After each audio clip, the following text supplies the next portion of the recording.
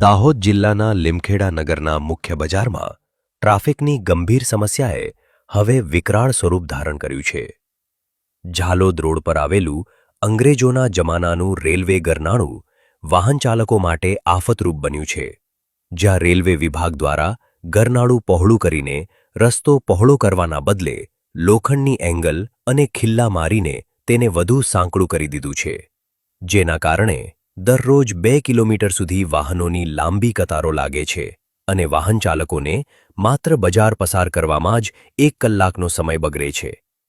આ ટ્રાફિકની સમસ્યામાં પોલીસ વિભાગની પણ ઘોર બેદરકારી સામે આવી છે, કારણ કે નગરના મુખ્ય બજારમાં ટ્રાફિક નિયમન માટે એક પણ ટ્રાફિક પોલીસ કર્મચારી કે ટીઆરબી જવાન હાજર રહેતા નથી.